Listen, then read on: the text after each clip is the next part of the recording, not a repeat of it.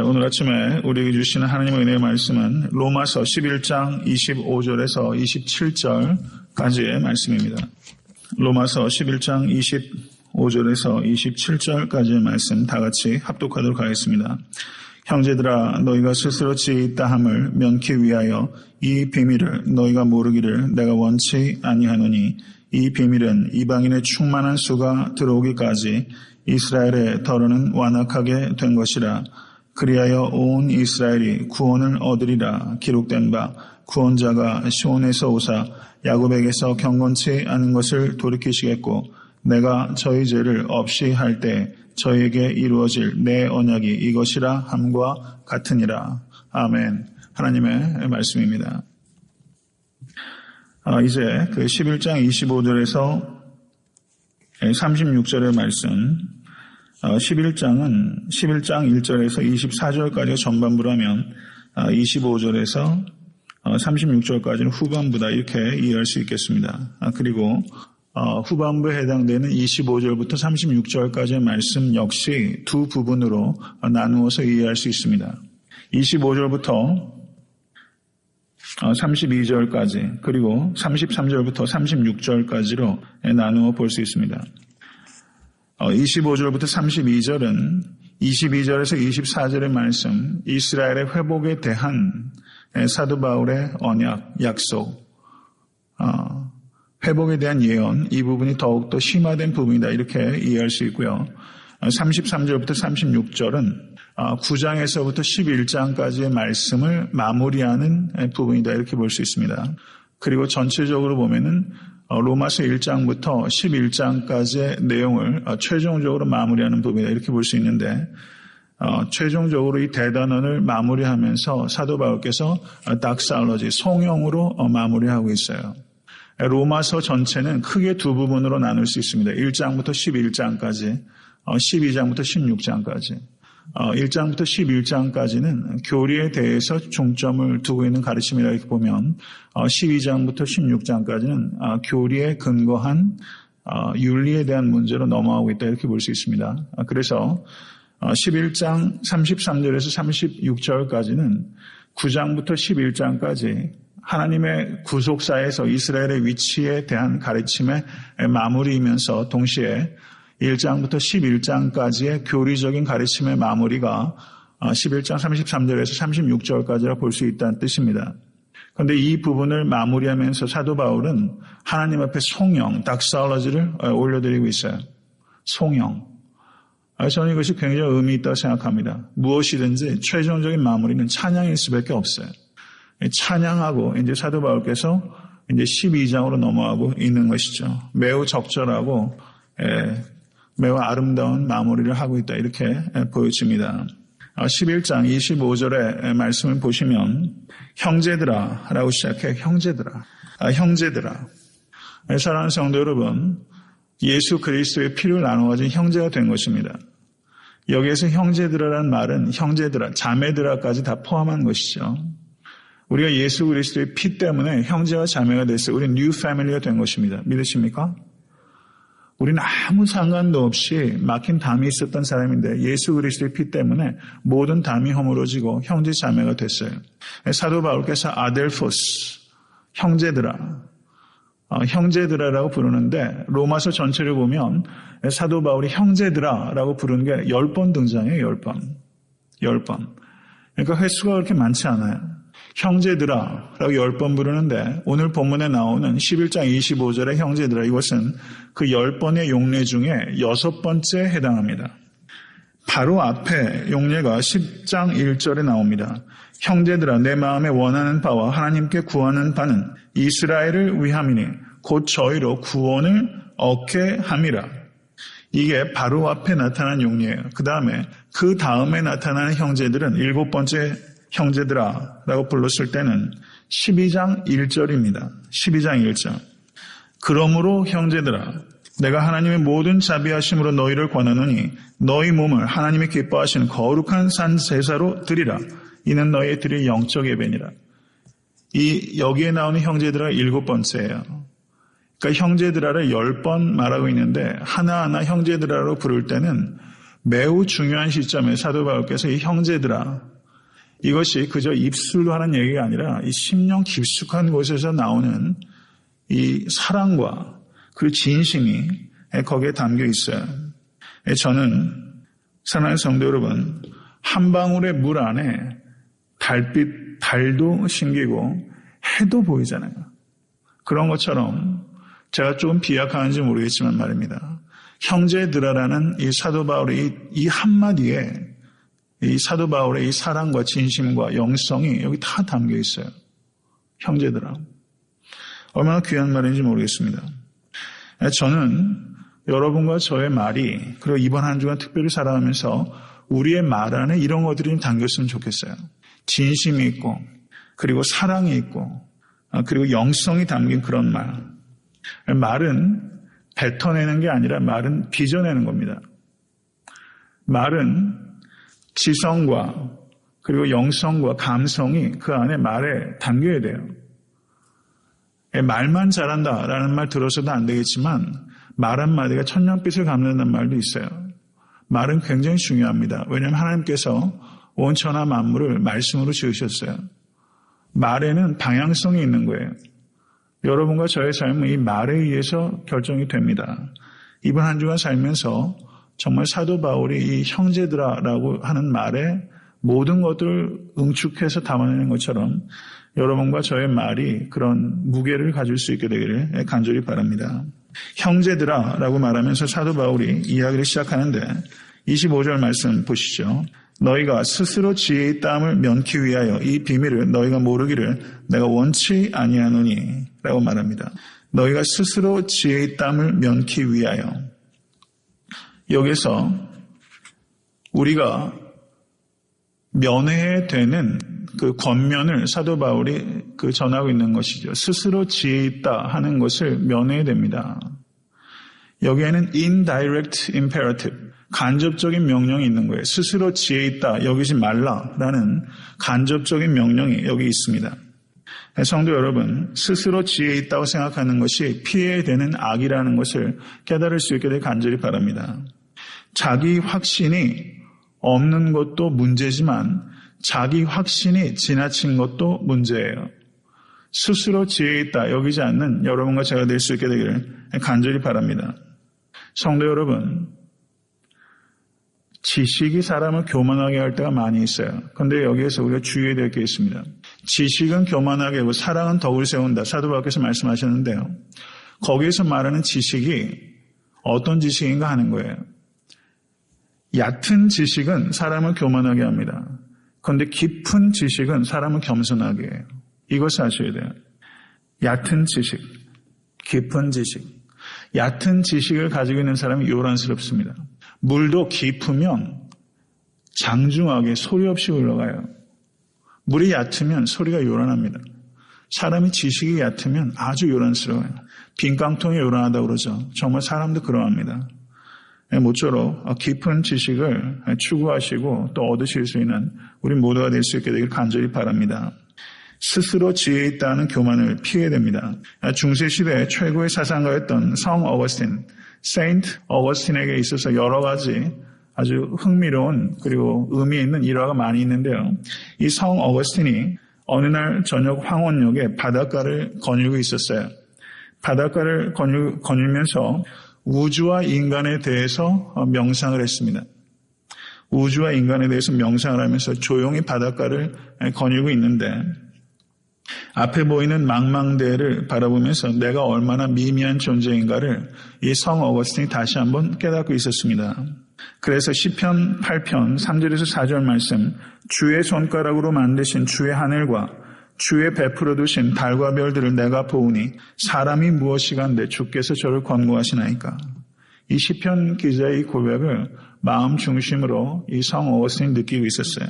그런데 바닷가를 거닐다가 문득 자기 앞에 아주 천진난만한 소년 하나가 이 조그마한 표주박을 하나 들고서 바닷물을 퍼가지고 모래밭에 조그마한 웅덩이를 파놓고 거기에다 계속 이 바닷물을 담아서 이 조그마한 웅덩이 안에 계속 물을 옮기고 있었습니다.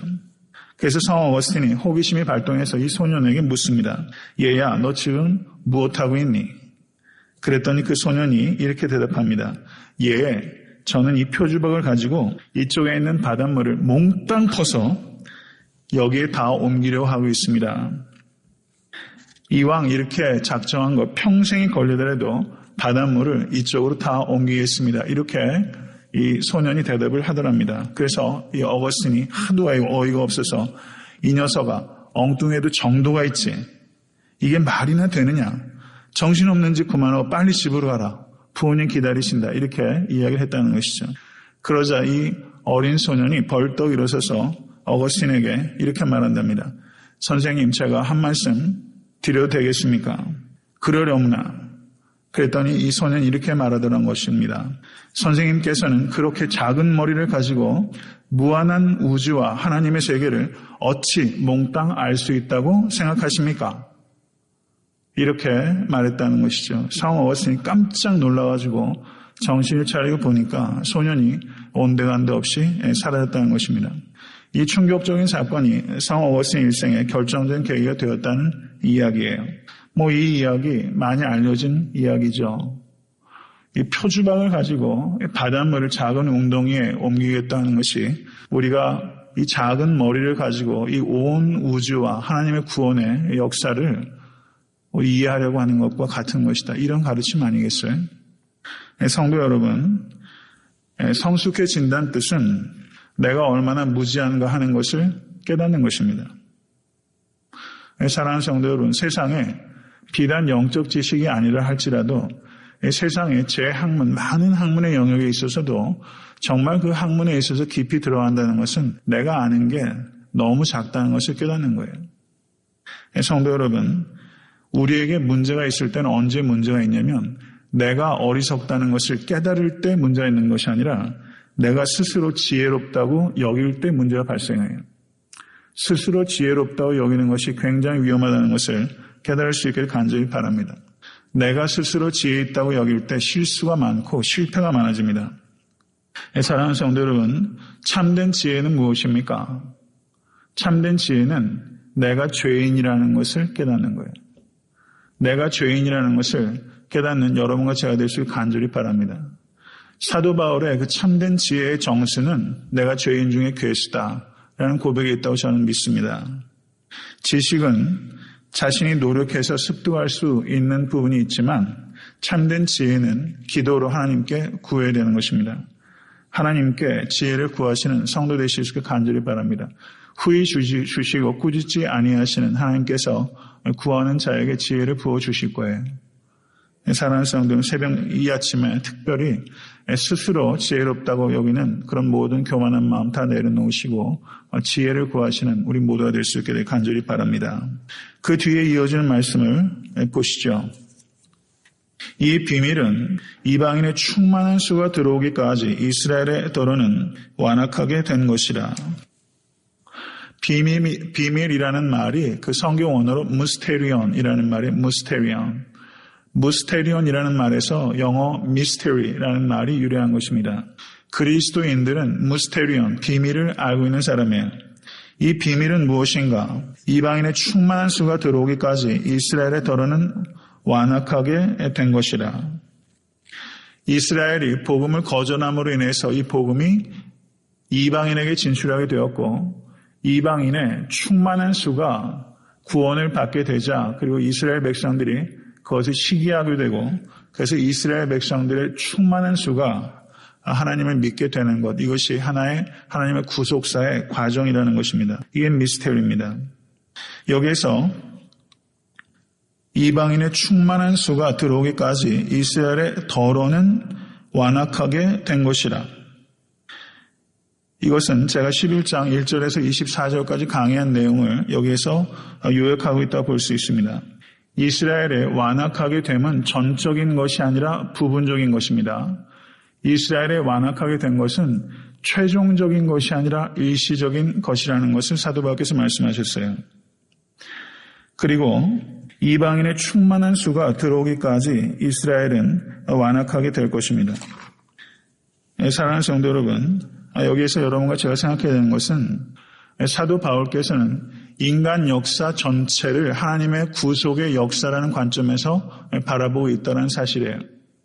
우리가 역사를 볼 때도 사관이라는 게 있죠. 보수적인 역사관도 있고 진보적인 역사관도 있어요. 식민사관도 있고 역사관이라는 것이 결국은 관점에 속하는 것입니다. 우리가 역사를 볼 때 어떻게 역사를 이해할 것인가, 그것은 하나님의 눈으로 역사를 볼 수 있어야 됩니다. 내 개인사도 하나님의 관점에서 볼 수 있어야 돼요. 한 집사님께서 어떤 권사님 가정을 방문했습니다. 어느 집에나 가더라도 옛날 이렇게 가족 사진들 많이 있잖아요. 근데 권사님께서 이 방문한 집사님께 그 단란한 가족 사진을 보여주면서 소개를 하시는데 이렇게 이야기를 하는 거예요. 손주들을 얘기를 하면서 이 첫째 녀석은 어려서 일찍 천국에 갔고, 둘째 손주는 예수를 영접했고, 막내 손주는 아직 예수님을 영접하지 못한 상태입니다. 이렇게 권사님께서 집사님께 소개했다는 거예요. 이 말이 굉장히 저는 의미가 있다고 생각합니다. 우리가 사람들을 소개할 때, 자식들, 손주들 소개할 때 일반적으로 어떻게 소개합니까? 이 녀석은 의사고, 이 녀석은 변호사고, 이 녀석은 아이빌리그 다니고, 이렇게 소개할 때 많이 있다는 것이죠. 그런데 이 권사님은 사람을 볼 때, 자기 자식들과 손주들을 볼 때 최우선적인 것이, 얘는 천국에 간 녀석이고, 얘는 예수님이 영접한 아이고, 얘는 중생한 아이고, 얘는 아직 예수님이 영접하지 않았다 라는 관점에서 저는 이 이야기를 이제 글을 통해서 읽었지만 이게 실제 상황인지 아니면 어떤 메시지를 전달하기 위해서 이런 예화를 만드는 것인지 어느 쪽인지 모르겠지만, 이 메시지가 우리가 전달하는 의미는 충분히 가치가 있다고 생각이 돼요. 정말 사람을 볼 때 중요한 것은 이 사람이 무슨 직업을 가지고 있고 얼마나 소유를 가지고 있고, 이 사람이 외모가 어떻고 출신이 어디고 이런 것이 아니라 이 사람이 정말 구원받은 백성인가 아니면 구원받지 못한 백성인가 하는 관점이 제일 중요한 것이라는 것을 우리는 받아들여야 됩니다. 정말 교회에서도 바라볼 때 제일 중요한 관점은 그 관점이 되어야 될 줄로 믿습니다. 온 인류의 역사를 이 하나님의 구속사라는 관점에서 사도 바울이 얘기했던 것처럼 이것을 우리에게 적용한다면 우리가 나 자신을 바라볼 때, 내 자식을 볼 때도, 그리고 성도들을 볼 때도 우리에게 최우선적인 관점은 이 구원이라는 관점이 되어야 되는 것입니다.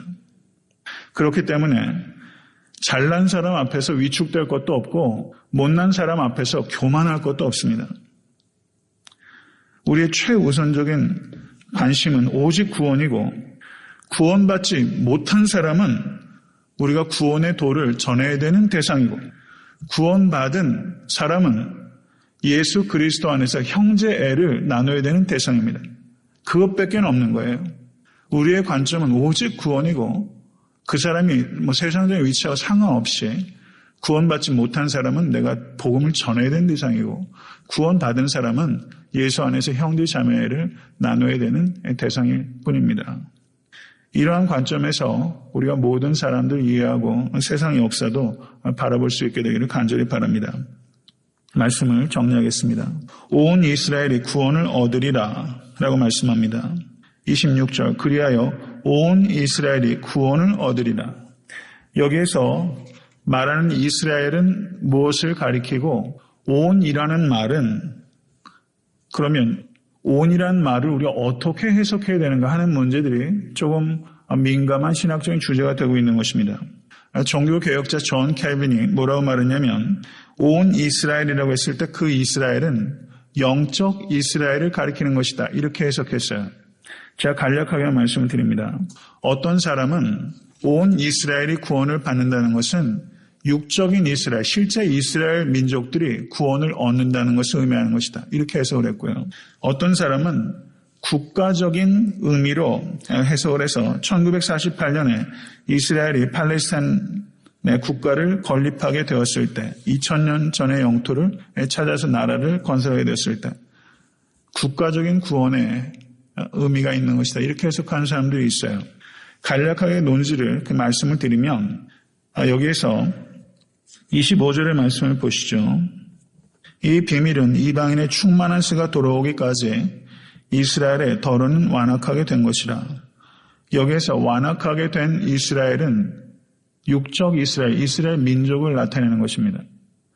이스라엘 민족이 부분적으로만 남은 자들만 예수를 영접하고 그리고 최종적이지 않지만 한시적으로 이 복음을 거절하게 되는 것에 대해서 사도 바울이 말씀해 왔어요. 그러면 25절에는 육적 이스라엘을 의미하고 칼빈이 얘기하는 것처럼 26절에는 온 이스라엘이 여기에서 이스라엘이 영적 이스라엘을 나타내는 것. 불과 한 절 사이에 하나는 육적 이스라엘이고 하나는 영적 이스라엘을 나타낸다라고 해석할 수 없다는 겁니다.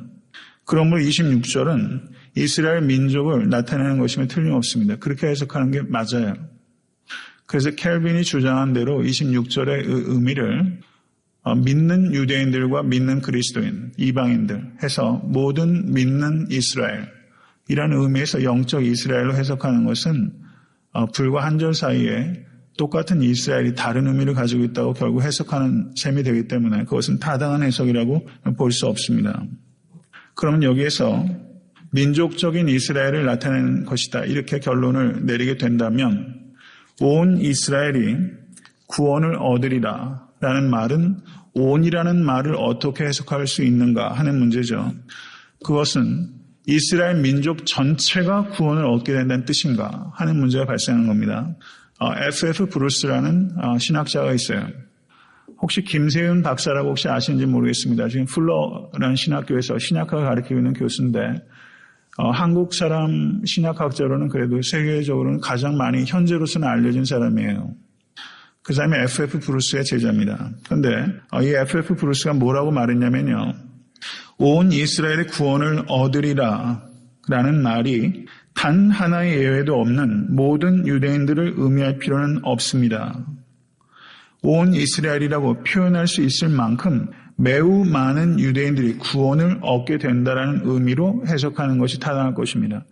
이렇게 의미를 부여했어요. 저는 그것이 타당한 해석이라고 봅니다. 아직까지도 유대인들이 예수님을 믿는 유대인들을 메시아닉 주라고 불러요.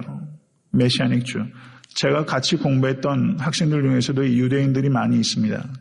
근데 유대인들 중에서 예수님을 믿는 그 메시아닉 주들이 있어요.